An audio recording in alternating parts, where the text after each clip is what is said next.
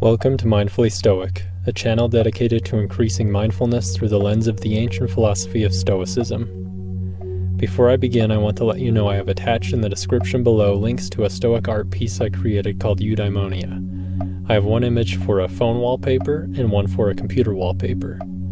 I will also attach a link with the meaning behind the symbols, so feel free to use it how you please. For today's guided meditation, I have decided to talk about a concept that I like to call extracting your ideal. This isn't a novel idea that I have come up with, but I might be able to give it some new flesh. The point of this exercise is to identify your ideal role model and engage in an imaginative dialogue with this role model to bring about skillful and virtuous thoughts and actions. Now let's get mindful. Like always, find a nice, comfortable spot to relax. Try to release any tension that may be in your body. And take this moment to prepare yourself physically and mentally to get the full benefit of meditating.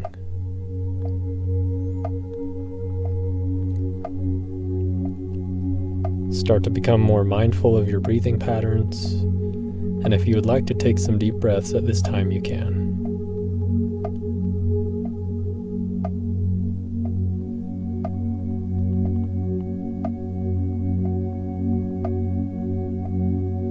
Allow your muscles to relax.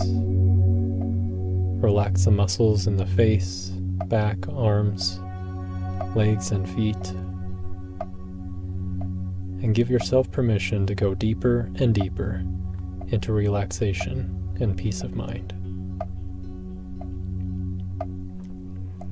If any intrusive thoughts arise, let them float on as if they were floating on a river. There is no need to attach meaning to these thoughts. Let them be, and simply observe the sensations, thoughts, and emotions at this time.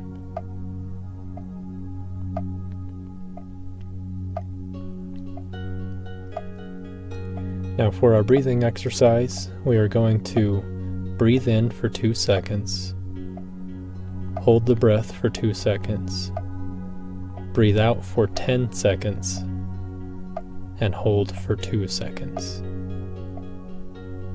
This will help to focus on the breath by counting and to limit intrusive thoughts. If you feel this doesn't work for you, you're welcome to find a breathing pattern that does. Again, you will breathe in for 2 seconds, hold for 2 seconds, breathe out for 10 seconds, and hold for 2 seconds. Let's take the next few moments and invite the present moment with our breath.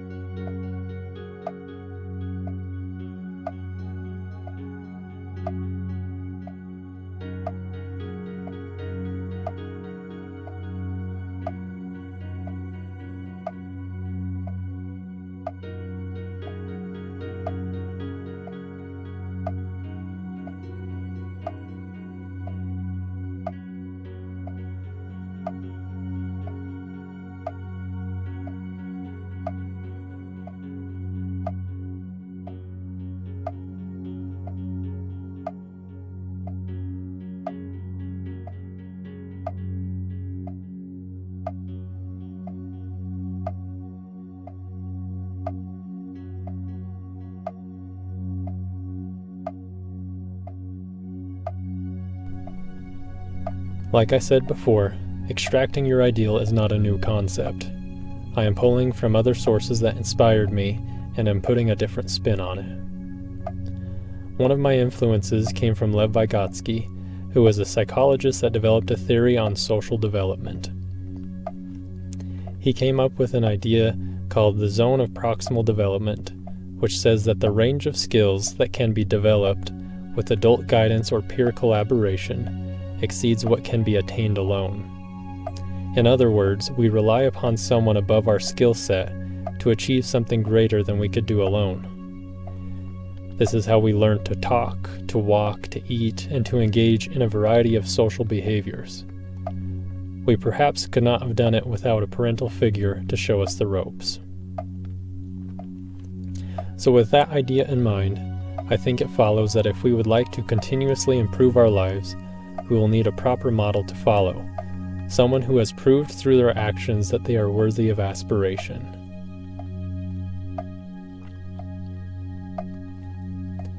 Now I want you to imagine who this ideal guide or role model could be. This person could be a religious figure, or it could be someone you know personally, such as your parents or grandparents. This person can even be an idealized version of yourself, if that is more helpful.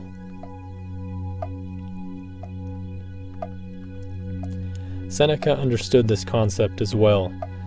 In his Letters from a Stoic he says, "Cherish some man of high character, and keep him ever before your eyes, living as if he were watching you, and ordering all of your actions as if he beheld them."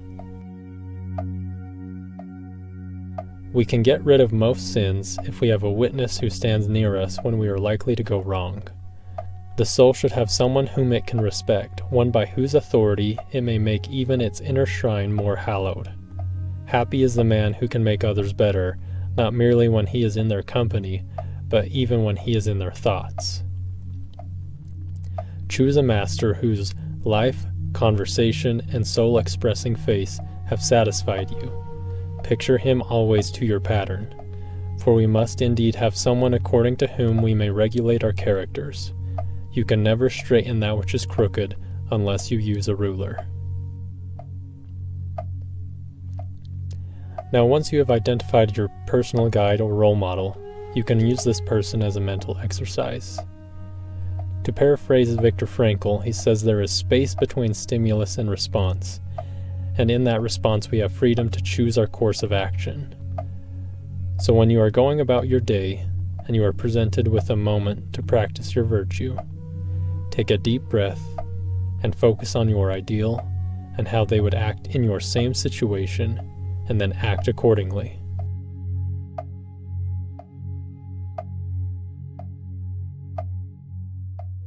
Extracting your ideal allows you to properly fill that space with purposeful and skillful action. This helps you to break out of habitual reactivity. Another way that this concept may be applied is dealing with negative thoughts and emotions. For example, imagine that your angry thoughts and feelings became personified. Now imagine that this personification of anger was sitting knee to knee with your ideal self or your role model. What kind of advice would your ideal self give this personification of anger?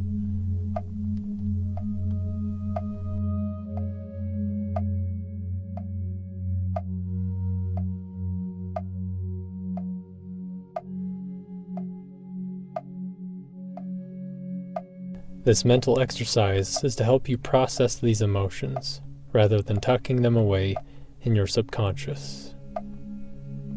It allows the conscious mind to shine a light on these emotions that should be confronted directly.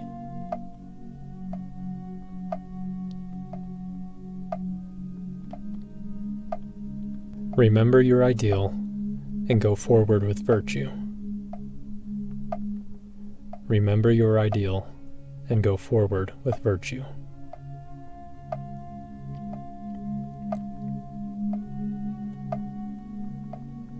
As we wrap up this guided meditation, start to take some deep breaths. Become more aware of your arms and hands, legs and feet, neck and shoulders, and your chest and back.